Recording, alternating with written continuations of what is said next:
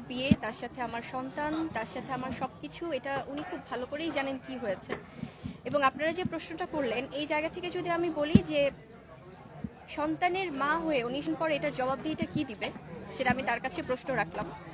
এবং উনি যে এলিগেশনসগুলো দিচ্ছে, এগুলোর আসলে কোনো ভিত্তি নেই সত্যিকার অর্থে। এগুলোর আমি প্রত্যেকটা পয়েন্ট। দ্বিতীয় বাচ্চা ইস্যুতে বারবারই প্রশ্নের মুখে শবনম বুবলী, আর একমাত্র কারণ মেগাস্টার শাকিব খান। শবনম বুবলী কন্যা সন্তানের মা হয়েছেন, সেখানে মেনশন দিয়ে শাকিব খানের নাম দিয়েছেন। কিন্তু বড় দুর্ভাগ্যের বিষয়, আজ গত 5 মাস হয়ে গেল শাকিব খান এখন পর্যন্ত দ্বিতীয় বাচ্চা নিয়ে কথা বললো না।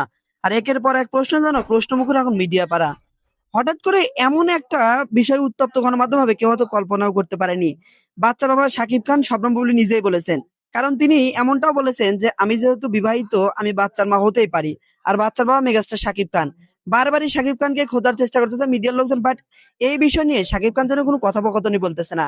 গত কয়েকদিন আগে শাকিব খান 2টা ইন্টারভিউ দিয়েছে চ্যানেল আয়ে, কিন্তু এই বিষয় নিয়ে কোনো কথাই তিনি বলেননি। হঠাৎ করে তাকে নিয়ে একটু বেশি সমালোচনা হচ্ছে। আপনারা কি মনে করেন, শবনম বুবলীর দ্বিতীয় বাচ্চার বাবা কি আদৌ মেগাস্টার শাকিব খান নাকি ভিন্ন কেউ? অবশ্যই আপনি আপনার গুরুত্বপূর্ণ মন্তব্য জানাতে ভুলবেন না।